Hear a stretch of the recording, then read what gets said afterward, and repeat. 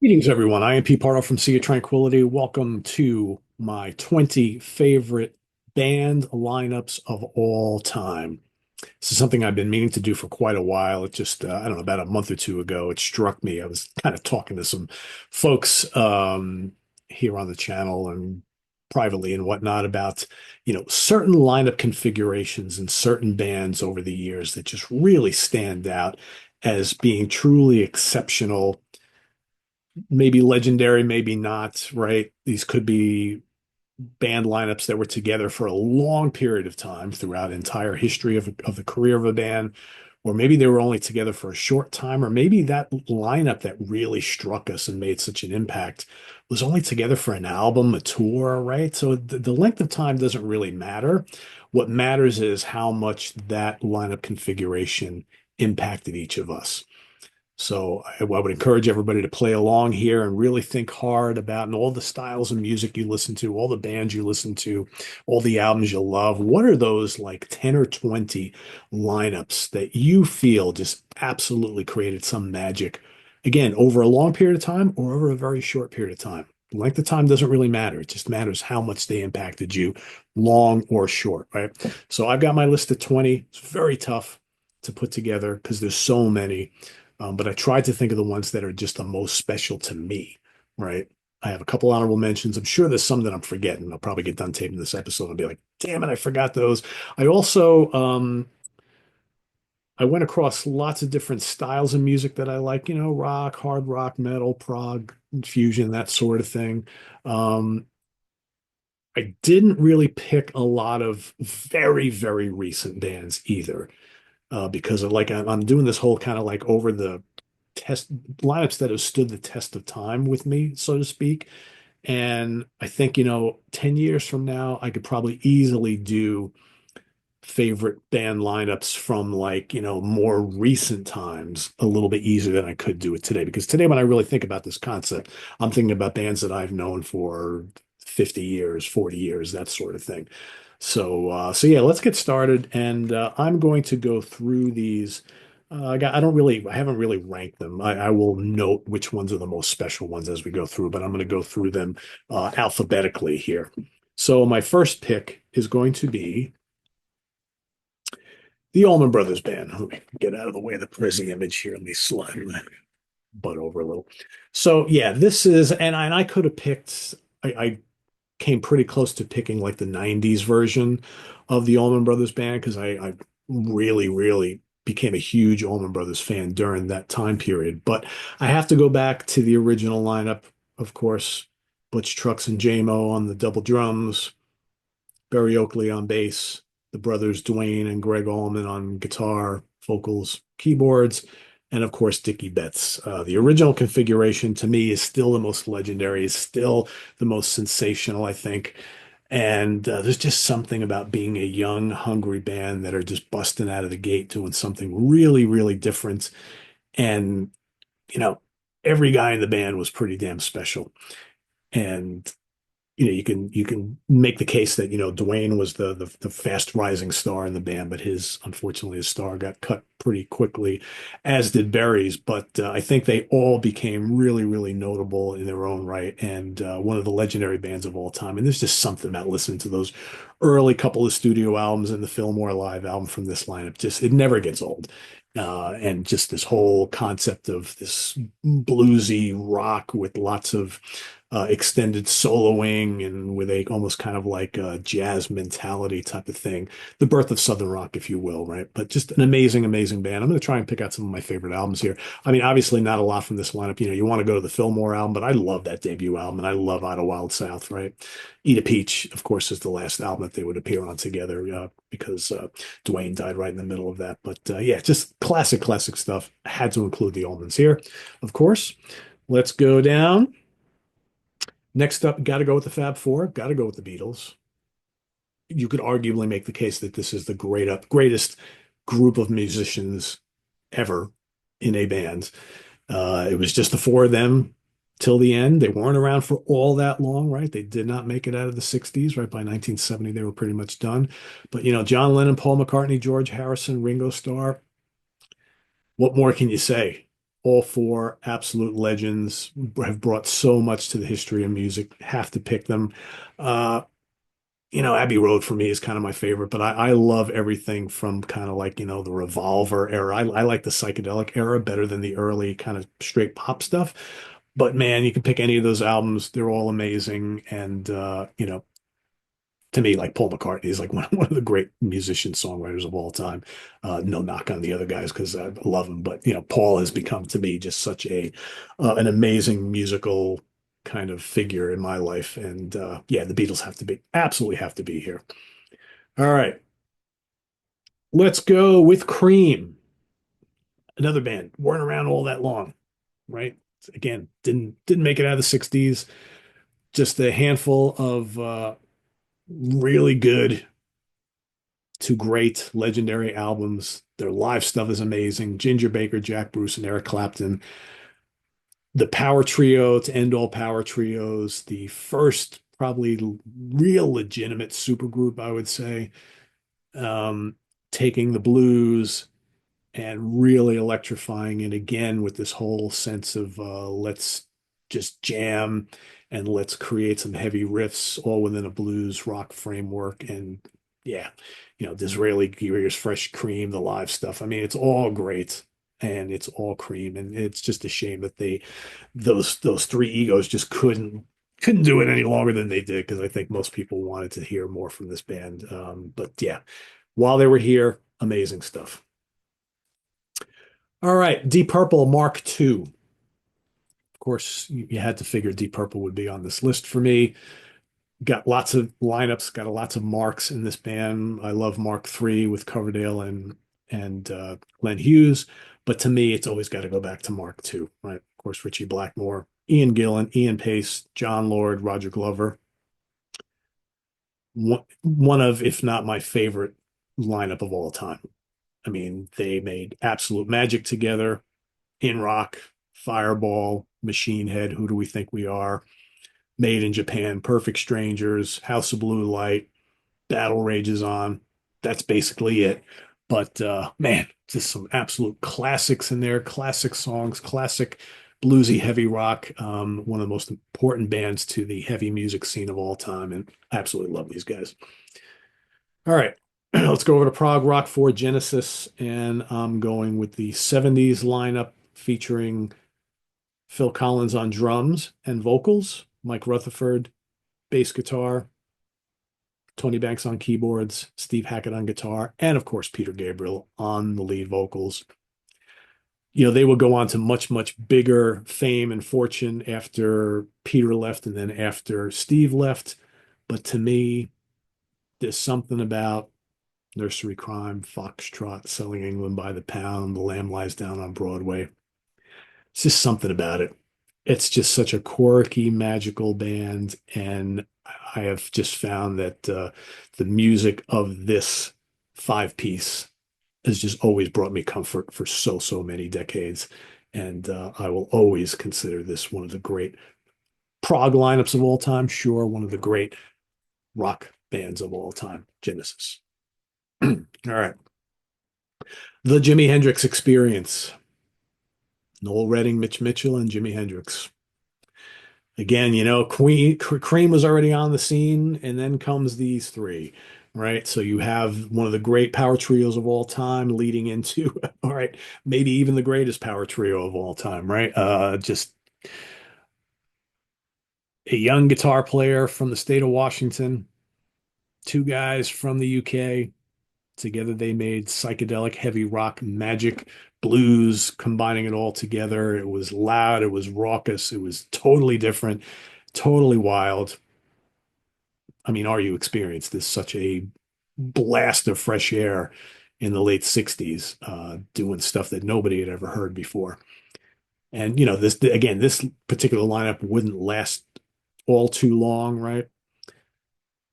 Noel and Mitch would both leave at different times. Billy Cox, of course, would play a big part in the latter half of the short career of the Hendrix Experience. But yeah, just such a very, very cool band. And what I would have given to be old enough just to go see Jimi Hendrix Experience at least once. I think that would have been pretty damn amazing.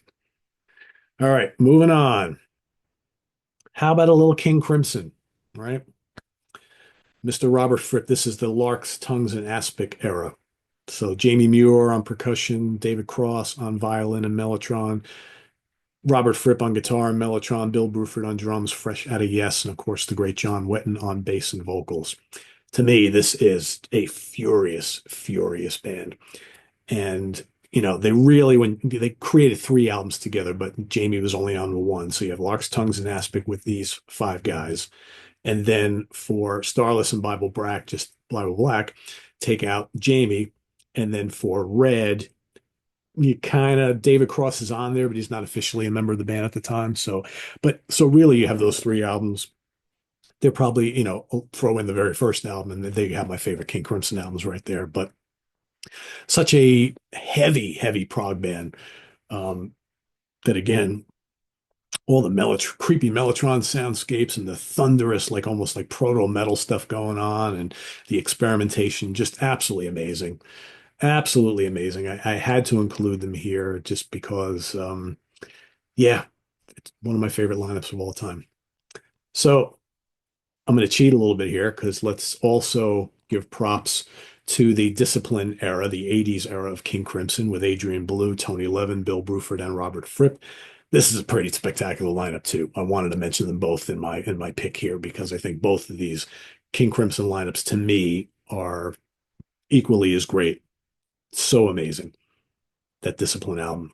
Could listen to it anytime. It's just so great. Magical, magical stuff. All right. Of course, speaking of magical stuff, you got to go with Led Zeppelin here, right?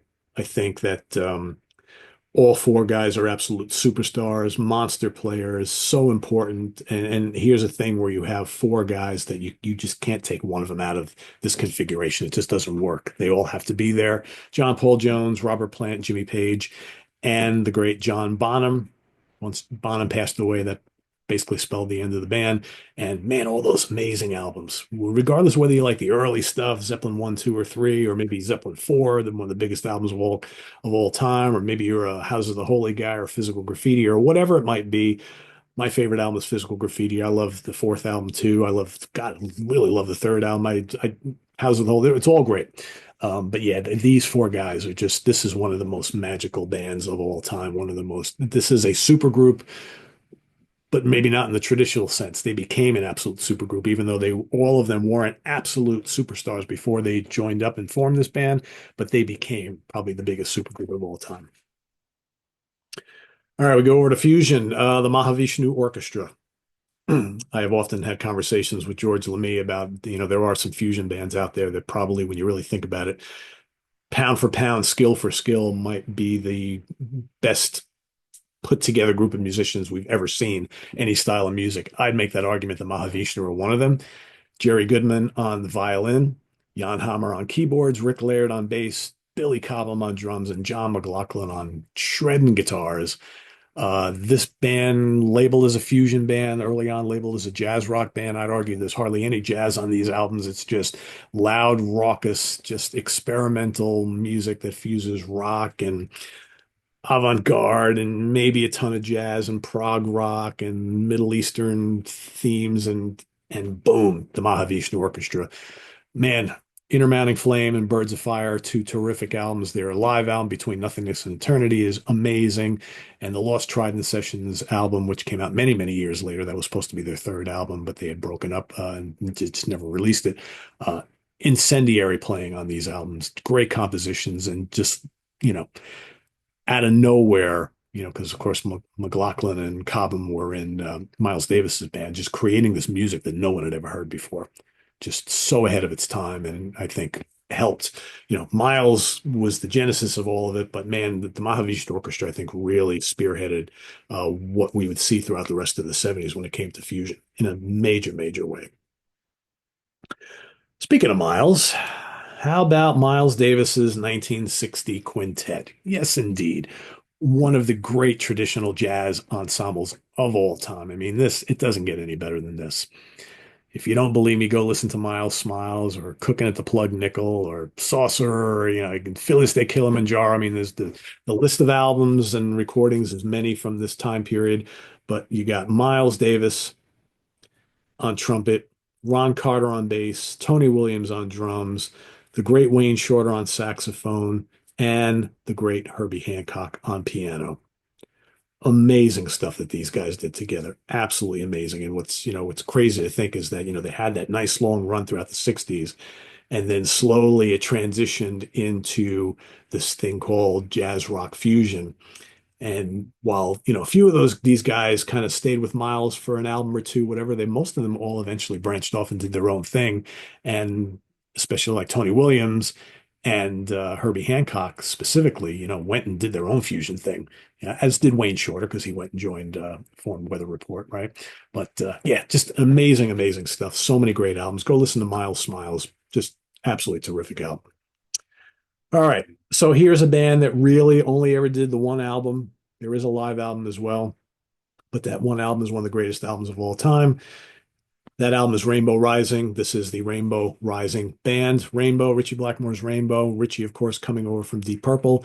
He formed Rainbow with Ronnie James Dio, singer from Elf, right? Basically took the whole Elf band minus the guitar player to form Ritchie Blackmore's Rainbow. But after that first self-titled debut album, he basically fired most of the Elf guys except for Dio, brought in the great Cozy Powell, of course, drummer for Bedlam and the Jeff Beck Group, brought in an unknown keyboard player from here in the States, Tony Carey, and then a guy named Jimmy Bain on bass. They created Rainbow Rising, one of the great albums of all time. They did the live tour on stage. That was basically it for this lineup. But man, what an album! Stargazer, all these great songs on that album, and it's one of the seminal heavy rock albums of all time. One of the most influential albums to like kind of power metal and progressive metal, and yeah, just so amazing. And only really the one album, but it makes my list. All right, back to Fusion. Return to Forever. I mean, come on. Kind of like what I was saying with the Mahavishnu Orchestra. It's like when I really think about it, the talent that's in within these four guys when they were together, um, just impeccable. Stanley Clarke on bass, Chick Corea on keyboards, a very young Al Di Meola on guitar, and Lenny White on drums. Masterful musicians here. And the synergy between them was just unparalleled. So good. Romantic Warrior is my favorite Return to Forever album. It's amazing. It's perfect. They only did the three records together, but all three of them are just absolutely sensational. And then, you could throw in the kind of, this is the electric period of Return to Forever. They have a more acoustic based stuff with different musicians, but basically take out DeMiola, put in Billy Connors for the first electric Return to Forever album. That's him in the Seventh Galaxy. And that's a damn great lineup too, as well. Only did the one record together, but these guys did three. So amazing stuff. Return to Forever. All right, moving through the alphabet. Of course, got to have Rush on here. Alex Lifeson, Geddy Lee, Neil Peart. I don't know how much more I need to say about these guys. Of course, it was just the three of them from their second album on. Of course, John Rutsey was the drummer on the first album, but from that second album, Fly By Night, onward to the end, it was just these three guys. So many classic albums. Moving Pictures, Hemispheres, Farewell to Kings, 2112. I mean, we know all the album signals, absolute perfection. Geddy's very unique vocals and amazing bass skills. He's probably one of my favorite bass players of all time. Alex Lifeson, one of the most underrated guitar legends of all time. And of course, Neil, one of the great drummers ever and a great songwriter. He's missed. The band is missed. They are Rush. Thought I was going alphabetical. But, oh, I know why. It's because I put the image in as Sabbath, not Black Sabbath. Yeah, got to have Black Sabbath here on this list. I love the Dio era as well. Um, but the Dio era, it's like, all right, so they did the one album with Bill and then two albums, well, you can say three with Vinny. They're all amazing. I love Mob Rules and Heaven and Hell and Dehumanizer and all that. Um, and you could say there's a little side pick here, right? Because I could, just like I did with King Crimson, I could say that I'm going to go with Tony Iommi, Geezer Butler, Bill Ward, and Ozzy Osbourne because that's my original pick, right? I mean, to me, some of the most important albums in my life: Black Sabbath, Paranoid, Master of Reality, Volume 4, Sabotage, Sabbath, Bloody Sabbath. I mean, it doesn't get much better than that. But then you could also say the lineup with Vinny and Dio. as kind of like a little side pick here for sure. But yeah, amazing. So good. Again, all four just such strong characters too. That has a lot to do with some of my picks too. That you have, just really, really strong individuals within that band where there's nobody's like, that guy's just the bass player. That guy's just the keyboard player, the drummer. No, here you have really, really strong individuals all on their own, but together they make magic. All right, I'm going to go with the Rolling Stones, the Mick Taylor era. Mick Jagger and Keith Richards, Mick Taylor on lead guitar, Bill Wyman and Charlie Watts. This was a special band. Um, maybe some people like the Brian Jones era, maybe some, put Ronnie Wood in here, whatever. That's the longest standing lineup, right?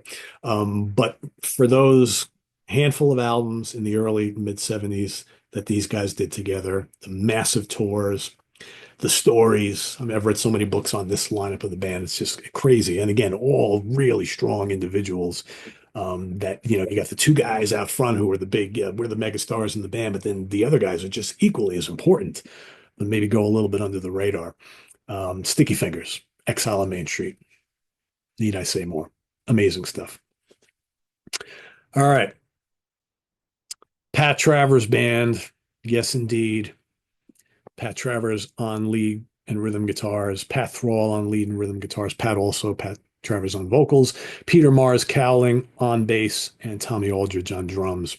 One of the most lethal lineups of all time, any style of music. Just go listen to Pat Travers live, go for what you know. It says it all right there, right? I wish this lineup stayed together longer. I wish they did more studio albums together. They only did a couple, and which is a real shame. But man, and that those twin guitars of these guys, amazing, absolutely amazing. So yeah, Pat Travers Band. I'm gonna go with the Whitesnake Slide It In lineup from 1984. Again, they only did the one album together, and for those here in the US, we got this lineup. For those in the UK, take out Sykes, put in Mickey Moody. Otherwise, pretty much the same, right? But for us here, on our version of Slide It In, we got Neil Murray, John Sykes, Cozy Powell, David Coverdale, John Lord, and Mel Galley. Mel Galley, of course, coming over from Trapeze. Mel gets kind of hurt, has a hand or wrist problem, can no longer be in the band. John Lord goes back to Deep Purple, and they continue on as just a four piece of Cozy, Neil, John, and David. Um, and that becomes the then also short-lived lineup of Whitesnake. But for me, I mean, I love that Slide It In album so much, and to me, I love it because it's just such a powerhouse lineup of great individuals. The songwriting is so good, Martin Birch's production is so good, and I would have loved to have seen more from this configuration. I always really felt bad for Mel Galley that he never got to enjoy the fruits of all that he put into the Slide It In album. And didn't really get to do the big tour and maybe potentially another album, right? Just what are you going to do? But for me, I always, always loved this lineup of the band. As short as it was, still great in my eye. And let's see, we got two more. The Who. That's right. Kind of like the Zeppelin thing, right? Four really distinct, unique individuals. Each one brings so much to the band. Pete Townsend, Roger Daltrey, Keith Moon, John Entwistle, all four amazing at what they do. Created so many magical albums together. And when kind of like the Bonham thing, when Keith passed away, well, these guys continued on. Um, I would argue it hasn't really been the same since Keith left, and he was like the magic potion that made this kind of thing go around. Just so good. Tommy, Quadrophenia, Who's Next, Who by Numbers, My Generation, a quick one while he's away. I mean, all those great albums. Who Are You, which was the last album that all four of them appeared on together, I think is also a really strong record. So, but yeah, an amazing lineup. And what a powerhouse live band. Powerhouse live band. I'm just as much interested in like Who live recordings from like the early, from the early late 60s, early mid 70s, as I am about some of the Zeppelin stuff and Sabbath stuff and all that. Just amazing, amazing band. And yeah, got to be on my list. And last but not least, oh no, I have two more. Sorry. Let's go with the Yes, the Close to the Edge, Fragile era of the band. Rick Wakeman, Steve Howe, John Anderson, Bill Bruford, and Mr. Chris Squire. Yeah, one of the great prog lineups of all time. I am losing my voice. And it's a shame that they only did those two albums together. And Mr. Bruford was a little bit bored, and he jumped the ship and went on to King Crimson before he could take part in Tales from Topographic Oceans. I will say Alan White also could be considered as part of this great lineup configuration too, because Alan did some amazing stuff in this band as well. But to me, I will always have a soft spot for Close to the Edge and Fragile. Just magic on these two records. And these guys, amazing at their craft. Absolutely amazing. All right, now, last but not least, I'm going to go with Frank Zappa's Mothers of Invention lineup from the kind of mid late 70s, right? So to me, this is one of the great bands of all time, whether you call them fusion, prog rock, rock and roll. I mean, avant-garde. I mean, they brought everything to the table. There's nothing that these guys and gal couldn't do. Frank Zappa, of course, on guitars and vocals. George Duke on keyboards. You got Napoleon Murphy Brock, Ruth Underwood on vibes and percussion. I love Ruth Underwood. Chester Thompson on drums. The Fowler brothers, Tom and Walt, just amazing. And other people kind of popped in and out of this lineup. I mean, Zappa was just changing lineups like crazy around this time period, but kind of like basically the one size fits all era, one size fits all. And, all those albums were overnight sensation. And again, a lot of coming and going pieces, but for the most part, it's kind of was somewhat of a core band. Throw Jean-Luc Ponty in there, right? You can throw various other people in there. But yeah, amazing, amazing musicianship. And again, one of those bands that I would have loved to have seen live back in the day. All the live stuff I have seen is just absolutely mesmerizing. So yeah, so that's my last pick, and I want to thank everybody for watching this episode here. All about let me just turn off the Prezi app.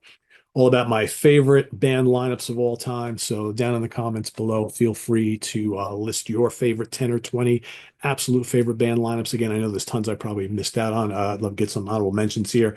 Motorhead, the classic trio. Fast Eddie Clarke, Filthy Animal Taylor, and Lemmy, of course. Jethro Tull, probably the lineup that did like Songs from the Wood, Heavy Horses, and Stormwatch. Love that lineup. The original Chicago lineup with Terry Kath, amazing. Thin Lizzy, the classic lineup with Scott Gorham and Brian Robertson.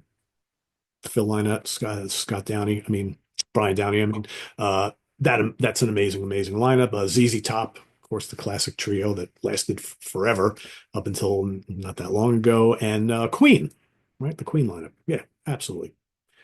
John Deacon, Roger Taylor, Brian May, and Freddie Mercury. Gotta have it. There's tons more, but I could do the show all day long, but we got to keep it somewhat to a minimum. So anyway, thanks for watching. Visit us on the web at www.seatranquility.org. We're on Facebook, we're on YouTube all together all the damn time. Please subscribe if you haven't already and click on that notification bell so you get alert of all of our content as it posts. And please do hit the like button before you leave. Also down below, we got the links to our Ko-Fi page for channel donations, our merch page, our Cameo page, and the Sea of Tranquility membership options all down there. Thanks everybody for your support. We greatly appreciate it. And we'll see you soon here with more stuff. I am Pete Pardo.